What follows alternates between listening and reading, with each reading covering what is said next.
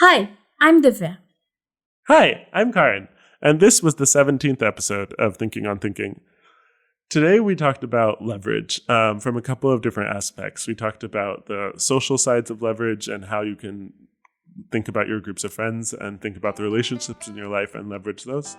And we talked about the financial side of leverage and how you can think about the assets you have in your life and also the assets that company has and the debts that companies have to think about how you value a company and see if they are leveraged or not leveraged. It was a really interesting conversation. We touched on a lot of interesting aspects of the word and of how it impacts our lives, and we hope you really enjoy listening to it.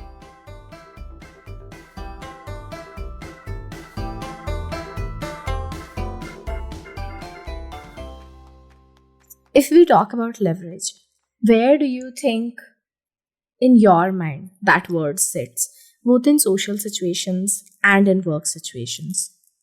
I mean, when I think about a lot of things that are like vaguely associated to personal finance, I tend to think about them from the lens of personal finance.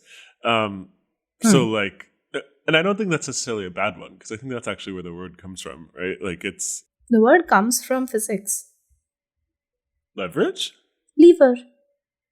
You have a fulcrum, you put a thing, like, the Archimedes yeah. statement, give me a Yeah, you lever could with move long it. enough arm and I can move the earth.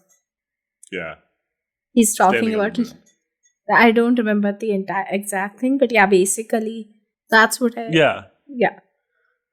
that's where the Okay, word that's leverage fair. comes from. Yeah, the further away you are, the more leverage you have. That's interesting. I think that's also true when you think about it in other ways. Like, so the further away you are from the core asset, oftentimes the more leverage you might have. Right. So when you think about like derivatives, so on one hand you'll have like an equity or something or like a commodity, and that's the core asset. But then you might be trading something that is tracking something happening to that asset. So if you're trading futures, those are going to go up when people think that asset will go up. And then, but you could be trading derivatives on the futures also, or you could be trading things that might be like 3x the change. So one thing that exists is that you'll have ETFs or mutual funds that will track a commodity or track an index, but you'll also have ones that will 3x the tracking, right? Or maybe 3x in a reverse. So if the commodity goes down, your tracking ETF is going to go up. Interesting. So those are more leveraged funds because those are things that will have the change of the underlying asset will have a broader impact on the thing that you are investing in. If that's more highly leveraged. Do you But mind actually doing a explain like I'm five kind of thing for leverage? Because in financial terms, these terms are like thrown around a bunch. But like, what does it mean for something to be under leveraged, like properly leveraged and over leveraged? Okay, so I was looking up the actual definition, which is the ratio of a company's loan capital, which is its debt, to the value of its common stock, which is its equity. So what that is saying is how much has a company borrowed against how much is that company worth. And then there's two concepts in that. So one of those is, let's just do borrowing first. So borrowing would have both long-term and short-term borrowing.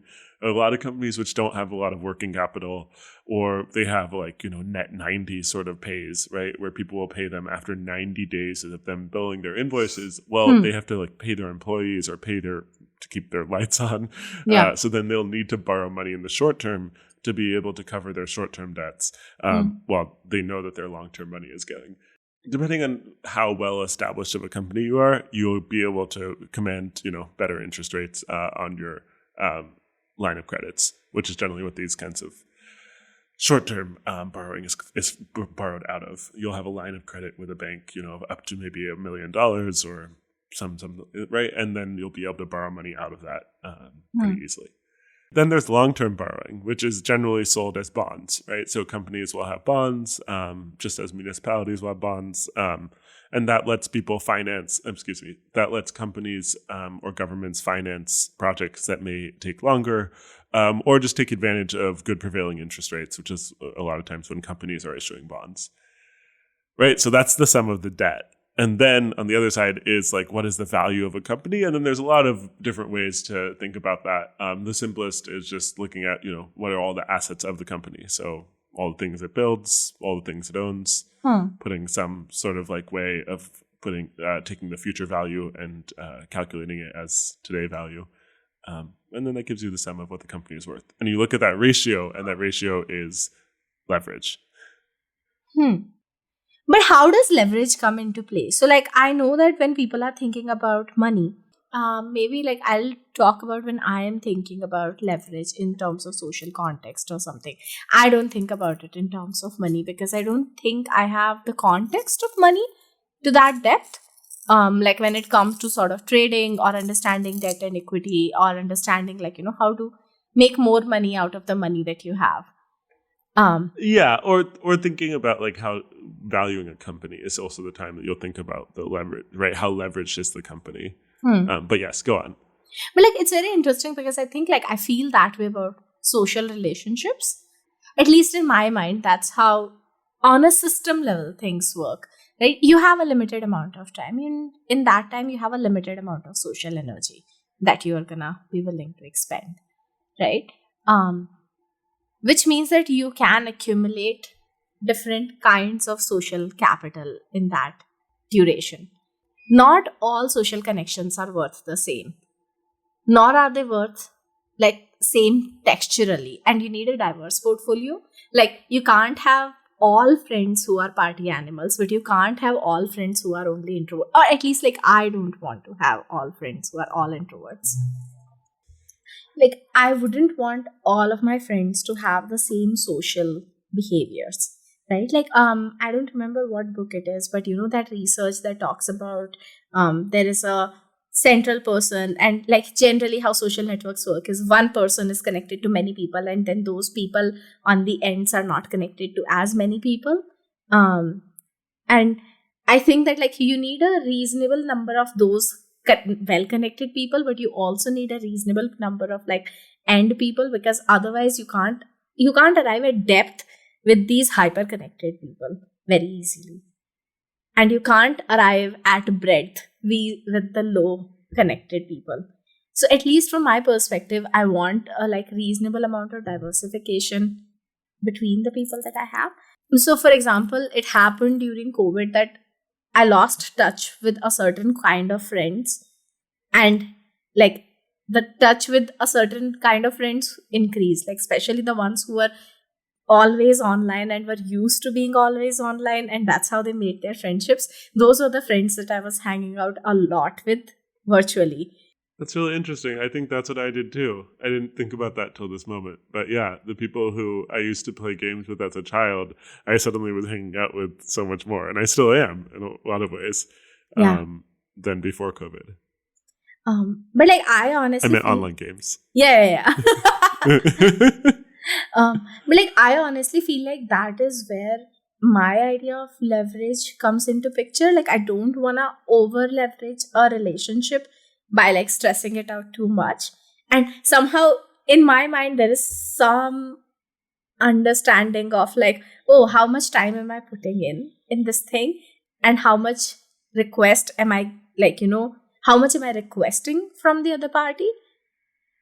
Okay, I was waiting for you because you hadn't actually gotten to your definition of leverage yet. You had just explained the context around it. Say more about that. So I would say like, what feels okay for you to ask and you're likely to get. So for example, I think we were talking about it a few days back, but sometimes, especially when you're younger, there would be people who would borrow a little bit of money from you and then they would vanish. And it's like, oh, that friendship was worth like, $100. Okay, that's not like, maybe when you're younger, it's not an insignificant amount of money, but it's a like, okay cost to pay, because like that's kind of a worthless relationship in some ways, right? Like this is a side point, but I think that like when you are close to someone, you sort of build that trust, or at least that's how I function. You build that trust, you build that understanding, and you sort of, you play the infinite game together rather than playing the finite game together. And over time, you realize that, okay, I can Because this person will reliably know that I'm willing to put in a certain amount, I can also reliably extract a certain amount of thing from this pot that we are mutually creating. That's where I would say leverage comes into picture for me. What am I putting in? What I think the other party's expectations are and how they function. And like, what can I get out of? Like, again, like saying what can I get out of it is very, just the words feel very dry and very mean. But it's even something as simple as I have certain friends that I know if I ask them to go meet me in a public event sort of thing every week, the amount of effort that would require would be way higher. When you first started talking, I felt like you were describing like almost like a power dynamic in a relationship. And then as you kept talking, I wasn't really sure about it, but then I just pondered it for a few seconds. And I feel like, yeah, the way you're using leverage, it feels like a descriptor for the power dynamic of the relationship. Does that seem right to you? I don't think it's power dynamics, right? Because like power dynamics almost always inherently have a concept of tension within them. But like that's not where I'm coming from. Like it's not about tension. It's about knowing how much you have in the bank in some ways. And sometimes how much could you borrow? Because of like you described, your line of credit is pretty good.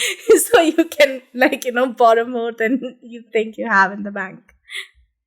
There's some people, I think especially people that I worked with in India, who I feel like, yeah, I know I could ask a lot of things to them and they would do it without question, right? And in some ways it has to do with the way our relationships evolved.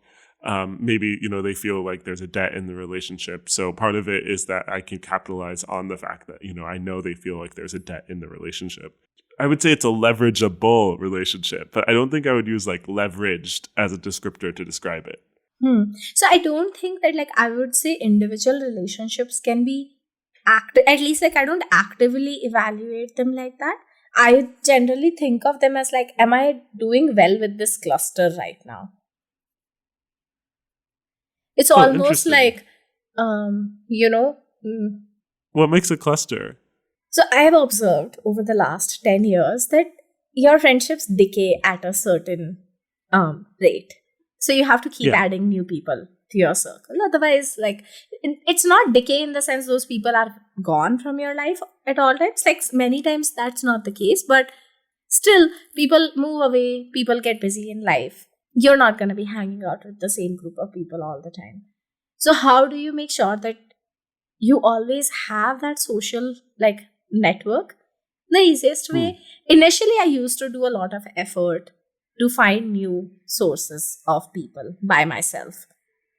There would be one group that I'm going to, and then another group that I'm going to, and another group that I'm going to. But then I realized an easier way is to find very reliable people whose taste I trust and who are super social. And then I know that the people I meet through them will be already vetted. Most of the people that I've met through you, I really, really like. Because I know that they are cool people. So I can make new friends like that. Right? Yeah. That's how I think about going to school. If I wanted to do a master's, part of it would be because I would someone would pre-vet all the people I would meet.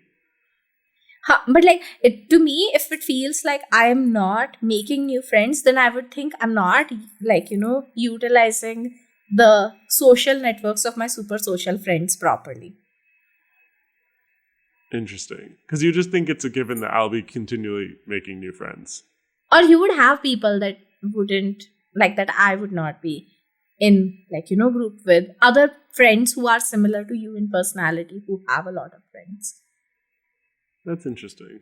Yeah, I think that's true. I mean, I think I do kind of keep meeting people. It just happens. Yeah, I mean, definitely my sister constantly is meeting people. And is and maintains a lot of relationships. So whenever she comes anywhere, we usually end up meeting people.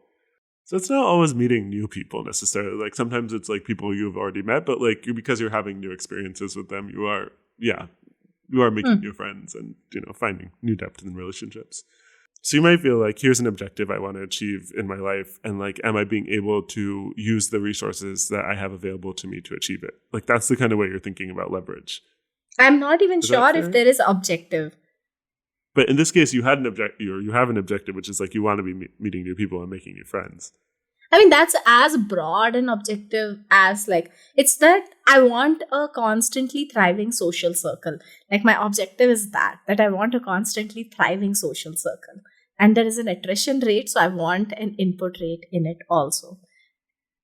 Right? Like, that's similar to people keep expanding their money portfolio. Not because there is a particular, of course, everybody says, oh, have your objectives and all. But like, I don't think that people just keep doing it, especially the ones who get good at it, don't do it just because they want to get a good retirement. They do it because like, that's just how their brain starts operating in situations and they start thinking like that. Yeah, I mean, I think you brought up a bunch of really interesting things right there, right? Like, I think that there is a sense of risk profile, right, in how people think about what they own. And that can kind of help you think about whether or not you're willing to like risk leveraging that asset, right? So it's interesting because I realize that there's quite a connection between the two ways you were thinking about it. Because like, some people will not, like, they won't work with their family, they don't want to like ask their friends for recommendations, right? There's like, they like to keep their professional life and their personal lives completely separate because they never want to like risk kind of those personal relationships. And then similarly, right, some people look at assets that they have built, whether it's like their house or whether it's their, car or money, and they're like, these are things that I feel conservative about. I'm not willing to risk them. And so that kind of precludes them from thinking about like, oh, maybe I could give out my car on Toro and people could rent it. But it's also super interesting. We started from talking about, you were explaining leverage in context of money. And then when I was trying to talk about leverage in context of social situations or how I see it, I used a lot of money terms. Yeah. And like, now you are implementing this model in social situations that you have seen. It almost feels to me like, I mean, maybe this is a topic for a different day, but like, there is this tendency for power to like self-organize. Have you heard that thing? Life is self-organizing complexity. It goes against entropy. Yeah. So actually, when I went to the National Museum of Art and Science in Singapore, they had an exhibition that showed how different particles of light, it was on 3 massive walls around you. They showed how different particles of light would organize together. But then when you would touch them or interact with them, it would cause them to separate. It would just cause a disruption to the thing. But then over time, they would just come back together. It was really beautifully done. And it just kind of showed, I think, exactly what you're saying, right? The self-organizing tendency of life. But like, nothing else in universe is like that. But I feel like power is also like that. And I think that's where we have an inherent understanding of leverage, probably as human beings. Even if we don't formally understand it, we are able to utilize this information. It's almost like, I can't tell what muscles I need for walking, but I can walk reasonably well, one would say. I don't know if I agree with you. I was thinking about that for a minute. Yeah, I don't know if I agree with you because I feel like I've met people that don't understand how to leverage. Okay. And I feel like you and I have talked about it too, right? Like, you were sharing an example on the podcast, I think a few episodes ago, of you had a friend who thought she couldn't do art, and you were like, well, do you know how to write? And right, this person is not able to look and say, oh, what skills do I have in my motor control that I could leverage to be able to create? They're like, no, I have a rigid definition of what creation is, or that creation process is. And it doesn't allow for me to look and say how my skills, my assets could be leveraged for that. And I feel like I see things like that all the time across different skill sets and arenas. A lot of times it's like I think if I divide it into big categories, I would say there's like people who are afraid or unwilling to leverage their like personal assets and their social connections to kind of achieve their goals. And then I think there's also people who are afraid to leverage their financial assets because of perceived or actual risk. Interesting. In financial terms, is risk very tied to leverage? Something highly leveraged. So you've borrowed a lot of money, right? So that will be a riskier asset because for the underlying core capital, right? So the underlying value of the business, there's more borrowed against it, which means that you have to reduce the actual value of that asset. Okay, say more. I don't think I understood that. So the value of an asset is the equity of the asset minus the debt of the asset, right? So what I'm saying is that as the debt grows, the value is reduced because there's more debt in proportion to the equity. Now, does that inherently make it a riskier asset? Yes, but I don't know if I can explain that as cleanly. I think just when you have a lot of debt that you're trying to service, that means that there's a lot weighing on your ability to perform, quarter on quarter or annually whenever that debt has to be paid. So I would say in some ways like that, I think contributes to the riskiness of the asset because it doesn't have as much flexibility as it would have if you didn't have these kind of regular payments required. So either one would need a lot of delusion or a lot of confidence or a lot of information that the market doesn't have to over leverage something. Yeah, so my understanding is that we're kind of coming out of a period of historically low interest rates, right? This is a fact, actually. And because of that, and because of where money has been over the last 20, 30 years, there's been more of these leveraged buyouts, which is basically what you're doing is you're borrowing money against the asset you're buying, and then you're using that money to buy the asset. So the net entity at the end of the acquisition has more debt than the entity before the acquisition had. I have no idea how you can do that. Like, this is some of those, things that financial institutions do that should not be legal, but is legal. Yeah, it's kind of crazy. Okay, let's say that you and I are very successful in building this business, right? And so we have this product design marketing firm, and it gets valued at $100 million, okay?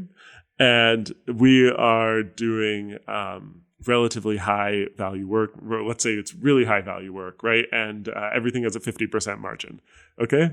And we're being valued at, let's say, so continuing with our example and giving us easy numbers to work with, let's say we're doing $200 million a year in revenue, and we're making $100 million in cash every year.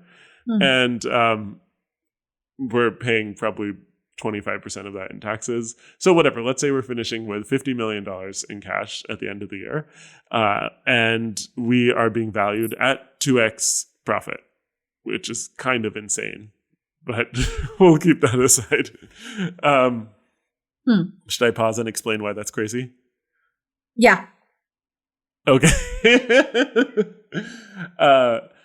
So I would say at the low end of things are companies that do straight staffing. And now I'm just talking about how services companies are valued.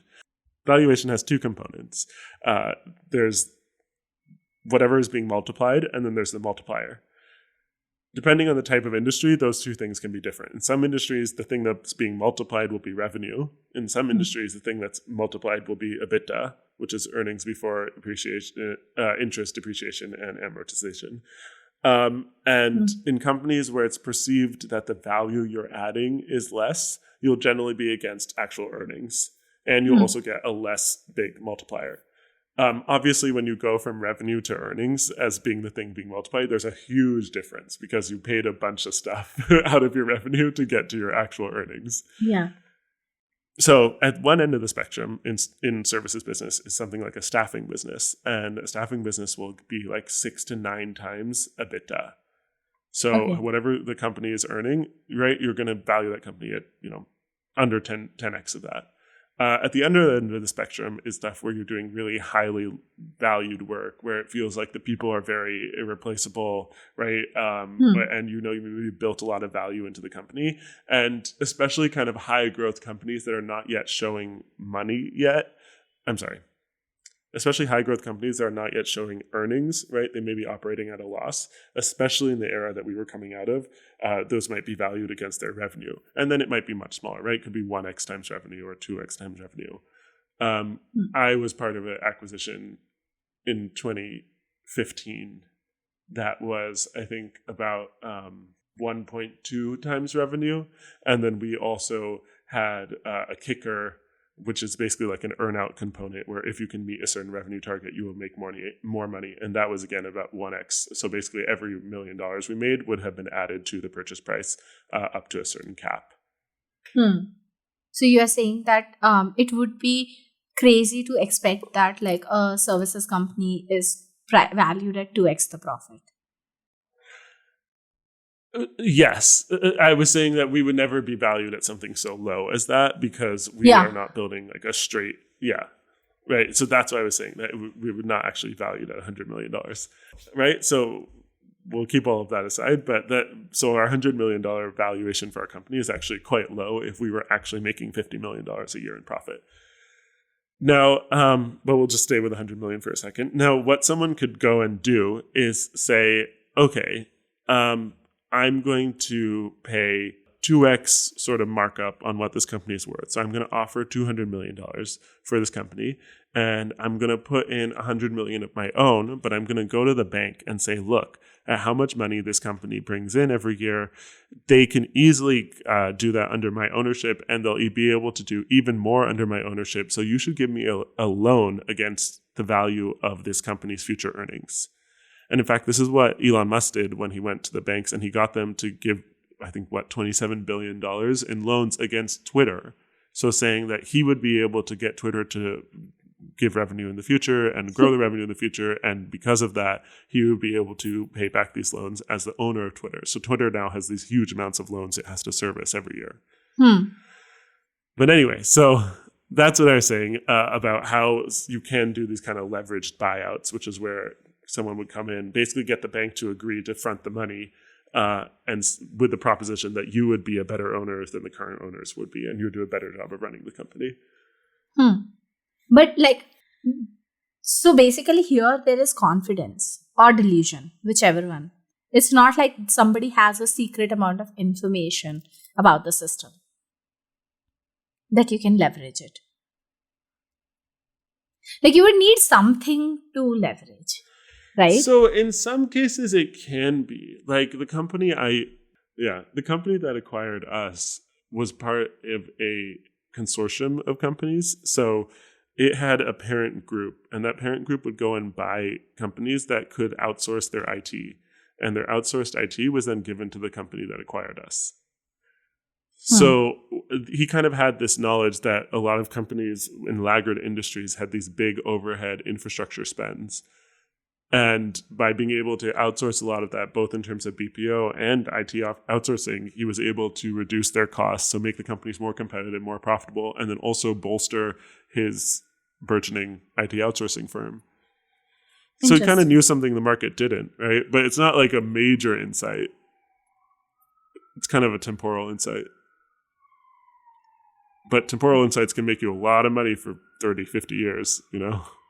I mean, this is the reason why this topic even came to my mind, because I remember you saying that at some point, a couple of weeks back when you were talking about investing just as a general principle, and you said something around how you have invested with time as much as you have invested with money, and not time in terms of effort, but time in terms of while time in terms of effort could also be another way of investment, but you have invested in timing, as in like the knowledge of when to invest in what thing has been as important and has been one of the leverages, right? Like that's information. Wow. I just like thought of that, like while time can be on both sides, right? Like you have the right information at the right time, while time can also be, I can just put in more time here. And that can also result in some amount of returns in some ways. Like, I don't think effort is like linearly scaling everywhere. I think in terms of information and knowledge, effort scales exponentially if you know how to build it correctly. In other cases, effort would scale linearly. So you can't put in more hours and expect exponential returns. Yeah, that's what I was going to say. It reminded me of what we talked about many weeks ago. But I think when you were talking about how you feel like if you can improve your rate of learning, then it'll improve so many other things in your life because you're able to learn just so many things faster. And I was going to say like that I think if you're putting effort into improving something that's a derivative, so it depends on, are you trying to improve your ability to leverage relationships or grow connections? You know what I'm saying? Like if you're improving a derivative, I think you'll continue, it can be exponential growth. But if you're just focused on improving the core thing, it's only going to be a linear growth situation. Oh, and that's what leverage is. Like it is that the thing that you began with. The more distant you are, the more leverage you have. Because when you said that, it totally caught me. Yeah. Like the higher order derivatives you are able to get to, the more leverage you'll be able to build. And I think in a lot of cases, that kind of leverage does come with more risk because you're so highly concentrated. Oh. Right? When you start to move further away, that means the smaller and smaller impacts of the underlying thing has a bigger and bigger impact on you because you're further away from it. Correct. So a small deviation can really cause a really big change. Like even if you'd say you take it to a knowledge example and say that you really went deep into a certain area, right? Depending on where that area is, if an underlying assumption that sent that place that way.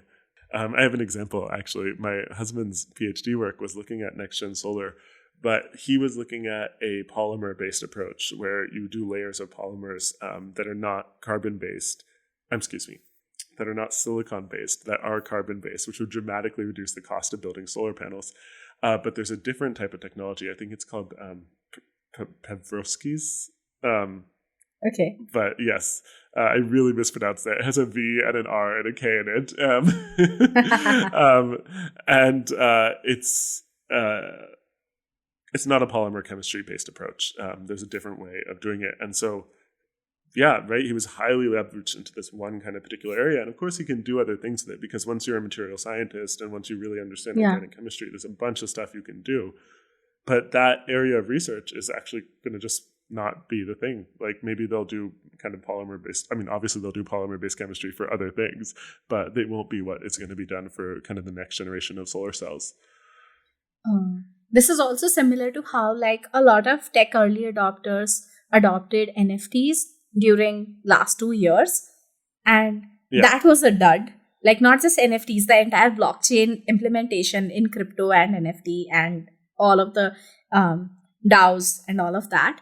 But on the other hand, generative, like a lot of those people are now skeptical to invest into Gen AI, while Gen AI is a lot more stable tech. And they, that there are two things that happened. One, they were highly leveraged towards the wrong thing. So it reduced their ability to take risks in future. So you lose on two fronts because now you cannot leverage a thing that is going to give you surer returns also. Yeah. Both people lost their core assets, so they have less to leverage because there's just been a lot of capital lost in the last year. And then also they lost their risk appetite, right? So they're like, oh no, we can't bet on more new technologies. Look how that worked last time. Yeah. Interesting. It probably means there's an opportunity for people who are willing to take the risks. Yeah. I hope so. Interesting. Cool. This was a lot of interesting stuff. Yeah. I was worried in the middle, but I think I often get worried in the middle. So we'll chalk that up to a good episode. Yeah. Okay. Bye. Bye.